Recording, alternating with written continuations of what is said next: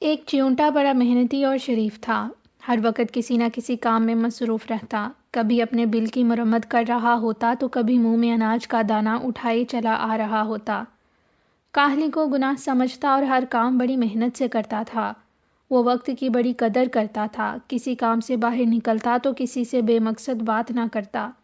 وہ جانتا تھا کہ عقل مند زیادہ نہیں بولتے۔ راستے میں اگر کوئی جان پہچان والا چیونٹا مل گیا تو دور ہی سے سلام دعا کر لی اور اپنی راہ پکڑ لی۔ اس کے ساتھ ساتھ وہ درد مند دل کا بھی مالک تھا۔ اگر راہ میں کوئی مصیبت زدہ مل جاتا تو اپنا کام چھوڑ کر اس کی مدد کرتا تھا۔ وہ اپنے بڑوں کی عزت کرتا اور چھوٹوں سے بھی شفقت سے پیش آتا۔ اس چیونٹے کے بل کے قریب ہی گندے پانی کا ایک جوہر تھا۔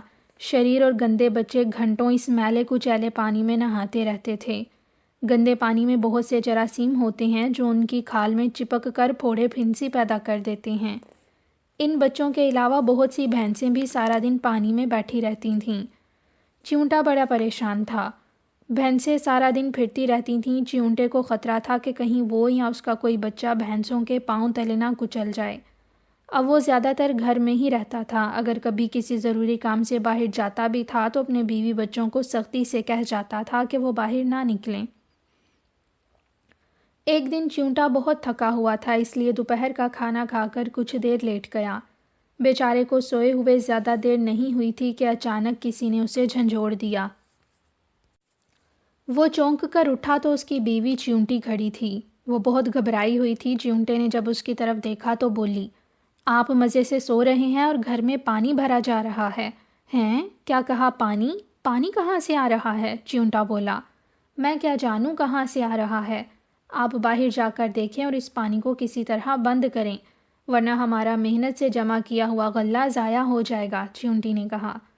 چیونٹا فوراً باہر کی طرف بھاگا۔ باہر پہنچا تو اس نے دیکھا کہ اس کے بل کے بالکل قریب جوہڑ میں ایک بھینس بیٹھی بار بار اپنی دم کو پانی پر مار رہی ہے، جس سے پانی کے چھینٹے اڑ اڑ کر چیونٹے کے بل میں داخل ہو رہے ہیں۔ چیونٹے نے یہ منظر دیکھا تو پریشان ہو گیا۔ اس طرح تو ہمارا خوراک کا ذخیرہ خراب ہو جائے گا، جاڑوں کے موسم میں بھوکے مر جائیں گے۔ چیونٹے نے یہ سوچا، پھر دوڑ کر بھینس کے قریب ایک پتھر پر چڑھ کر بولا، بھینس میری ایک بات سنو۔ کیا ہے؟ وہ کٹ کر بولی، دیکھو بہن، میں ایک غریب اور کمزور سا چیونٹا ہوں۔ میرے چھوٹے چھوٹے بچے ہیں۔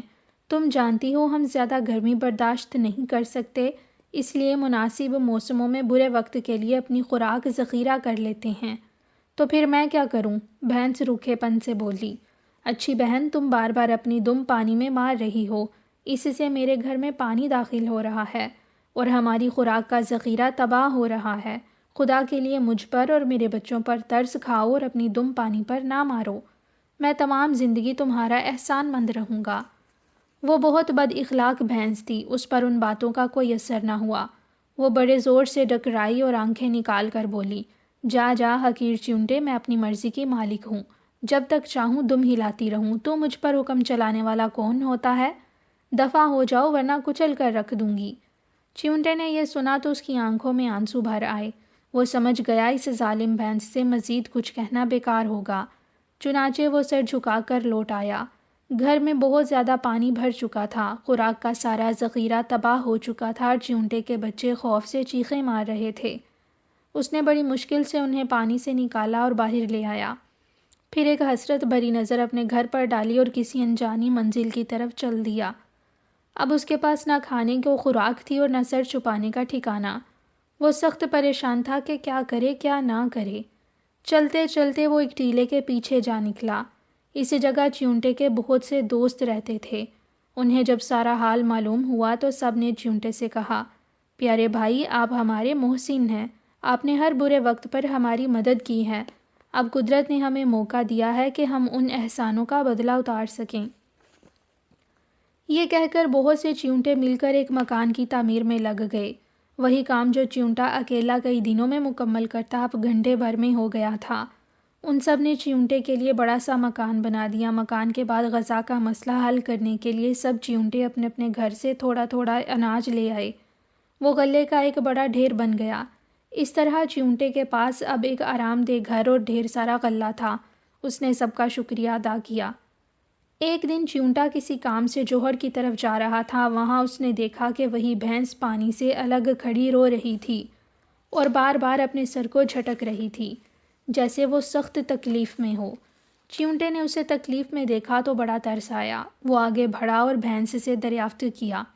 بھینس سخت شرمندہ تھی۔ وہ روتے ہوئے بولی، بھائی چیونٹے، مجھے معاف کر دو، میں نے تم پر ظلم کیا تھا، اب اس کی سزا بھگت رہی ہوں۔ مگر تمہیں کیا تکلیف ہے؟ چیونٹا بے چینی سے بولا۔ بھینس نے بتایا، میں صبح بھوسا کھا رہی تھی کہ ایک چھوٹا سا تنکا اڑ کر میری آنکھ میں چلا گیا۔ تب سے میری آنکھ میں تکلیف ہے، مجھے کسی پل چین نہیں آ رہا ہے اور تنکا کسی طرح نکل بھی نہیں رہا ہے۔ میں تمہاری مدد کر سکتا ہوں، چیونٹا بولا۔ تم اپنا سر زمین پر رکھو۔ بھینس نے جھٹ اپنا سر زمین پر رکھ دیا۔ اب چیونٹا اس پر چڑھ گیا اور آنکھ کے قریب جا کر تھوڑی دیر میں وہ تنکا باہر نکال پھینکا۔ تنکا نکلنے سے بھینس کو بے حد سکون ملا اور وہ احسان کے بوجھ تلے دب گئی۔ اس نے شکریہ ادا کیا اور بولی، میں نے تم پر ظلم کیا لیکن پھر بھی تم نے مجھ پر احسان کیا، آخر کیوں؟ چیونٹا بولا، سنو بہن، تمہاری بدی کے جواب میں اگر میں بھی بدی کرتا تو میرے اور تمہارے درمیان میں کیا فرق رہ جاتا؟ اگر تمام لوگ بدی کا جواب بدی سے ہی دینے لگیں تو دنیا سے نیکی بالکل ہی مٹ جائے گی۔ پھر اگر تمہیں اس خوشی کا احساس ہو جائے جو کسی کے ساتھ بھلائی کرنے سے ملتی ہے تو تم کو تمہارے سوال کا جواب خود ہی مل جائے گا۔ یہ سن کر بھینس نے وعدہ کیا کہ اب میں کسی کو نہیں ستاؤں گی اور سب کے ساتھ نیکی سے پیش آؤں گی۔